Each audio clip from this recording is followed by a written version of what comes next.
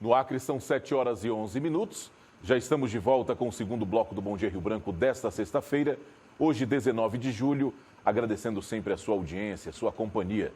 Você que desde cedo acompanha o Bom Dia Rio Branco ou você que está chegando agora, eu gostaria de relembrar que todas as informações, tudo que já foi exibido no primeiro bloco e o que será exibido agora, você vai poder rever acessando o site www.oriobranco.net.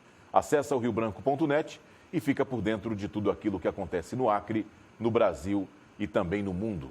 Eu recebo aqui nos estúdios do Bom Dia Rio Branco o deputado estadual Genilson Leite, do PCdoB. Deputado, bom dia mais uma vez, seja bem-vindo ao Bom Dia Rio Branco. Bom dia, Tião, bom dia à população de Rio Branco, bom dia à população do Acre. Primeiro dizer que é uma honra, uma satisfação mais uma vez estar aqui no seu Bom Dia, no Bom Dia Rio Branco, para trazer um pouquinho dos nossos trabalhos. Deputado, a Assembleia Legislativa está em recesso, né? Entrou em recesso. Mesmo assim, os trabalhos continuam? Continuam. A gente, às vezes, trabalha mais durante o recesso do que durante mesmo o período legislativo. Pode andar mais à vontade, não tem preocupação de ter que ir para a sessão, né? Então, dá mais comodidade para poder andar. Poder visitar, conversar com as pessoas, ouvir as pessoas, né? Então, mas também durante...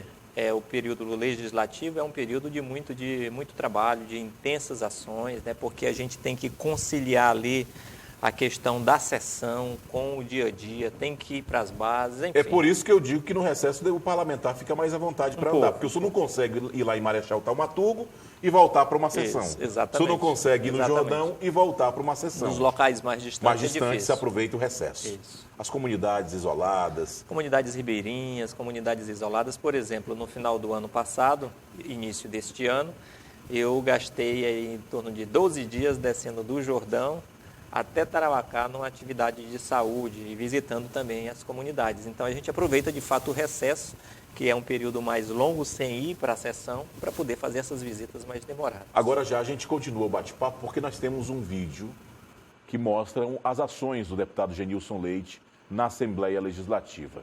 Se esse material estiver pronto, a produção já pode rodar e a gente volta já com essa conversa, com esse bate-papo.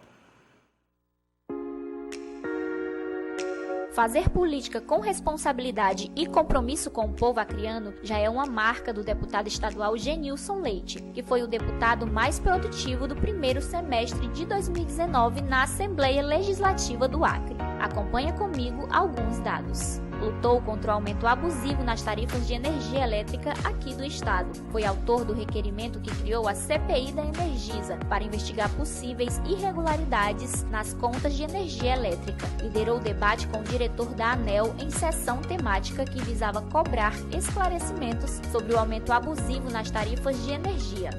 Como parlamentar, o primeiro mandato dele foi bom, o segundo está sendo ótimo, apesar de não estar nem na metade. Mas ele é um deputado atuante, amigo da população, gosta de ajudar. E o que ele pode ajudar, ele ajuda. Ele é uma pessoa que ele é muito humilde.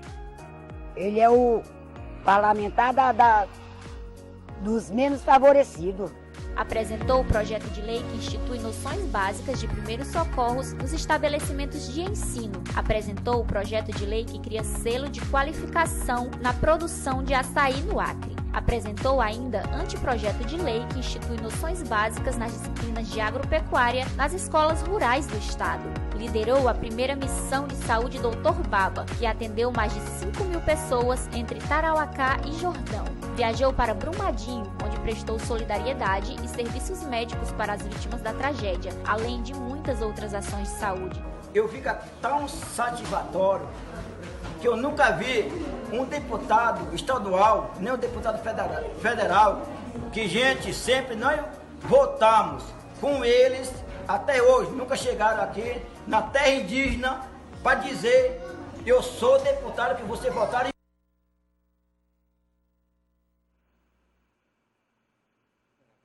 Está aí.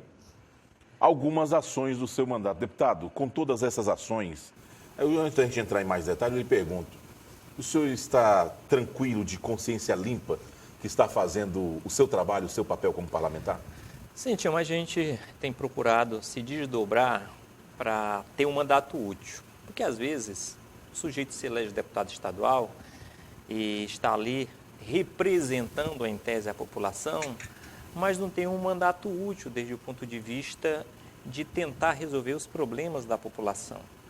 Nós utilizamos todos os instrumentos que o parlamento nos concede, que são as indicações, os requerimentos, os projetos de lei, para poder transformar os anseios da população, aquela população que a gente ouve nos pontos mais distantes, em algum benefício. Então, é dessa maneira que nós temos trabalhado, é dessa forma que nós temos buscado fazer o nosso trabalho.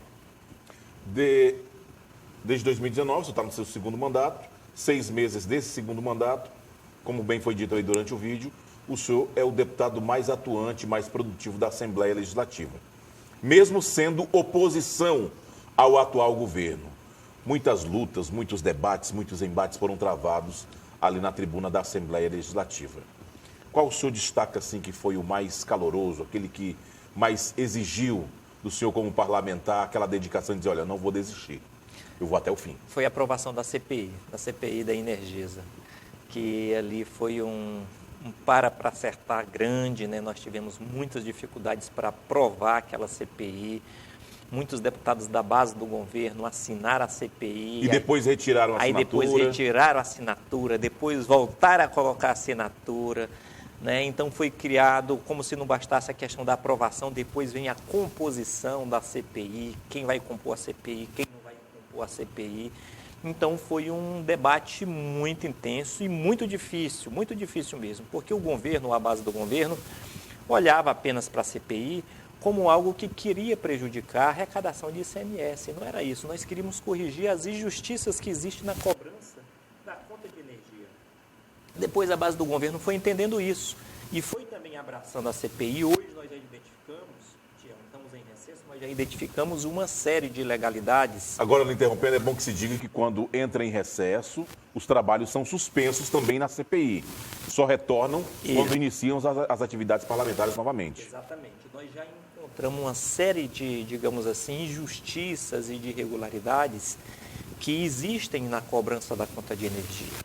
Desde a questão da cobrança por estimativa, ou seja, o sujeito não vai na sua casa ler o contador e porque você consumiu R$300 no mês passado, ele acha que você consumiu mesmo 300, mesmo você estando com sua casa fechada. Então, são questões como essas que nós estamos identificando para tentar corrigir e fazer com que a Energisa cumpra aquilo que ela prometeu para o acreano quando comprou a Eletroacre, que é uma energia de qualidade e uma energia barata. A justiça mesmo já entendeu, está decidido.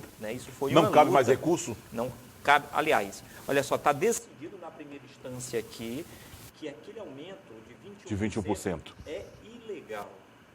Como não cabia mais recurso, eles entraram com recurso que nem somente jurídico, é também político, lá em Brasília. E que após o recesso, nós estamos juntando aqui a bancada nossa da CPI, vamos chamar os nossos deputados federais, senador Petecão também está ajudando nisso, e vamos até Brasília para tentar fazer esse debate lá, para que se aplique o que a Justiça já decidiu. Então, são lutas como essa que nós vamos continuar fazendo, porque entendemos que elas beneficiam o nosso povo, beneficiam a nossa população.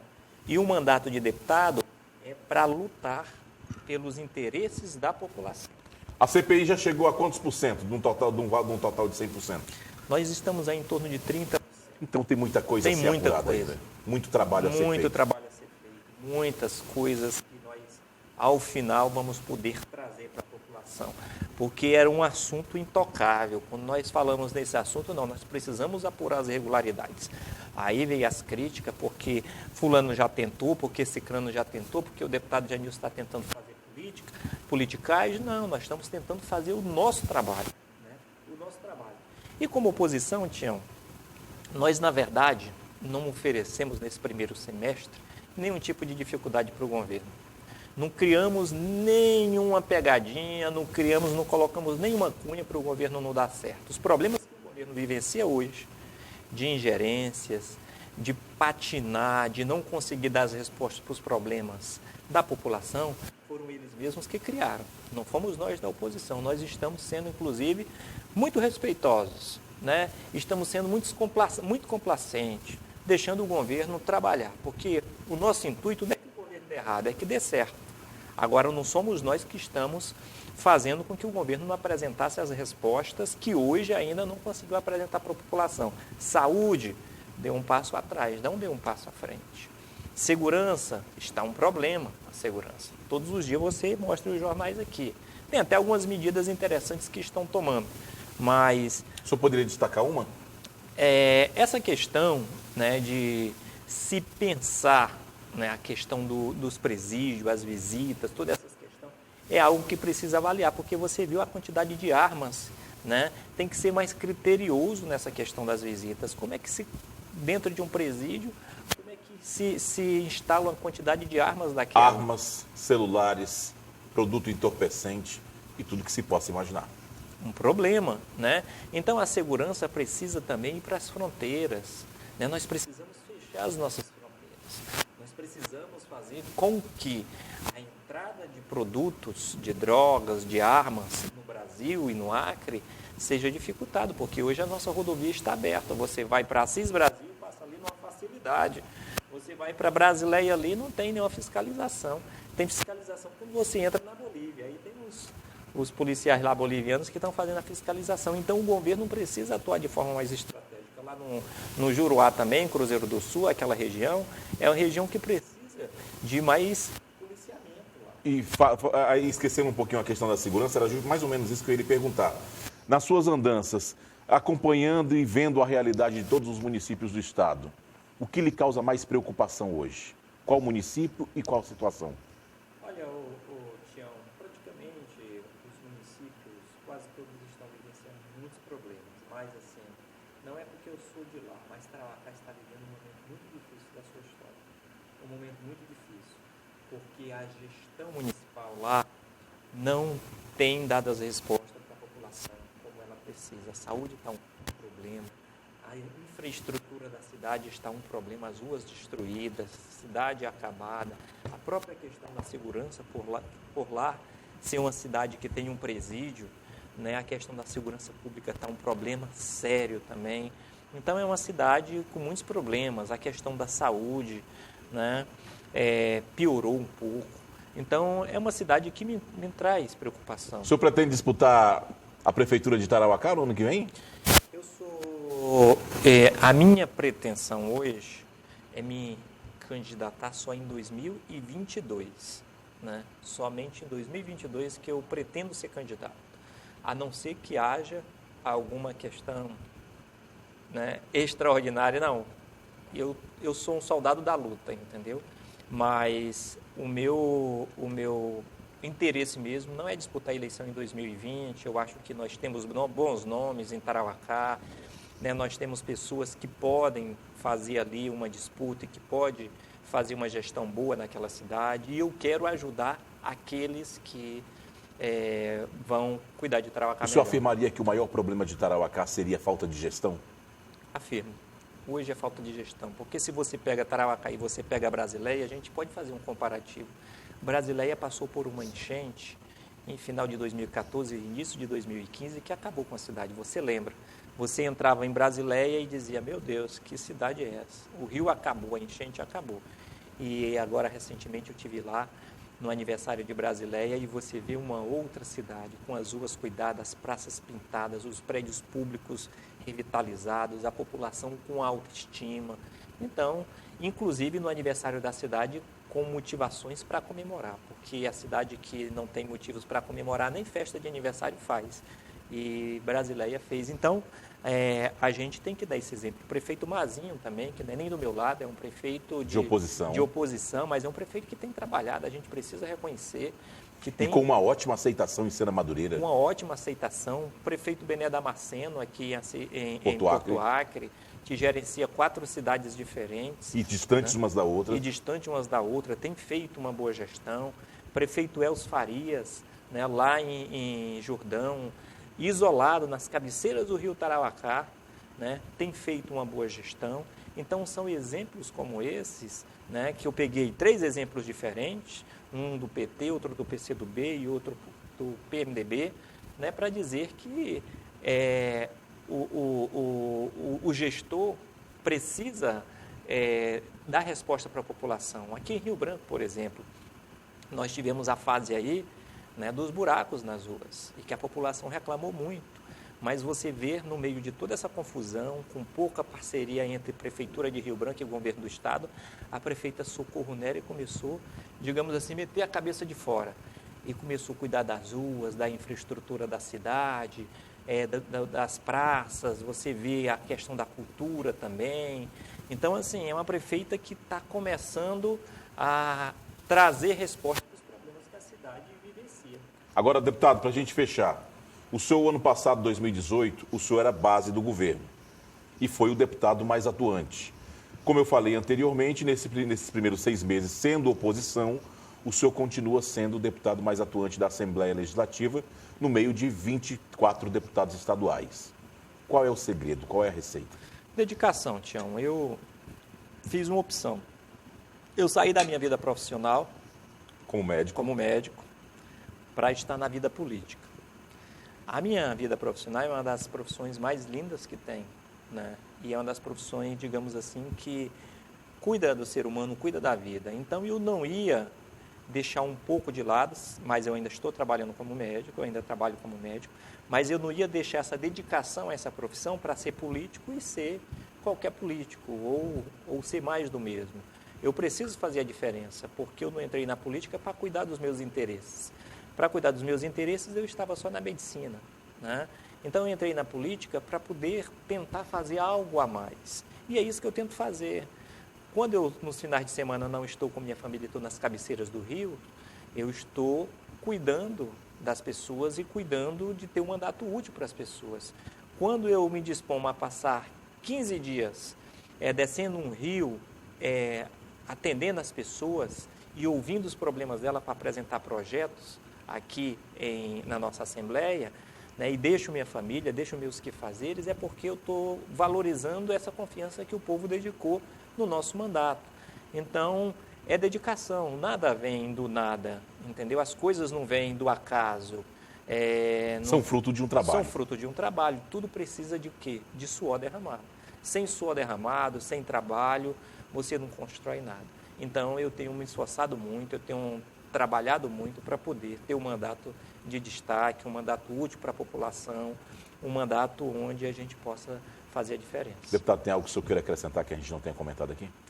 Não, Tião, só dizer que nós vamos continuar fazendo o nosso trabalho lá na Assembleia Legislativa, torcendo para que o governo do Estado dê certo, para que traga respostas para os problemas da população, porque um governo dando certo, os problemas da população diminuem, né? A saúde melhora, a educação melhora, a segurança melhora, a produção melhora, as pessoas passam a viver melhor, com mais harmonia, com mais paz. Então, eu torço para que o governo dê certo, né? Mas, independente disso, agora no segundo semestre, nós vamos também apertar um pouco mais o cinto para que o governo saia desse conflito interno que vive, porque o governo até agora não conseguiu meter a cabeça de fora por conta que vive um conflito interno entre a sua própria base e está gastando muita energia com isso e não está tendo tempo de cuidar dos problemas da população, né? Para você ver, já mudou secretário várias vezes, secretário de saúde mudou de uma hora para outra, e a secretária, antes de assumir, antes de sentar na cadeira, já pede licença, já vai para Brasília. Eu não estou entendendo nada qual é o sentido dessa história toda. Então, nós vamos começar a apertar mais o cinto um pouco para que a gente possa ajudar o governo a trazer resposta para os problemas que a população precisa. Eu fico assim, desculpe me exceder muito, porque quando eu falo de saúde, eu me preocupo muito. Eu fico muito assim, incomodado quando as pessoas me ligam nos finais de semana: Genilson, aqui no pronto-socorro está sem médico, a fila está não sei quanto, não está tendo remédio tal. Aqui no Jordão só tem uma médica que está atendendo a população de manhã, de tarde e de noite. Então, são coisas como essa que, se a gente fizer oposição raiventa ou odienta para que o governo não dê certo, a população vai continuar sofrendo. Então, o governo precisa dar certo para resolver essas questões. Deputado, eu gostaria de agradecer a sua vinda e de desejar sucesso. Obrigado, Tião. Obrigado a toda a população do Acre pela confiança, e vamos seguir firme trabalhando em prol do nosso povo. 7h30. Eu conversei aqui com o deputado estadual Genilson Leite, do PCdoB. Eu vou fazer mais um rápido intervalo comercial e já já a gente volta com o terceiro bloco do Bom Dia Rio Branco. Não sai daí.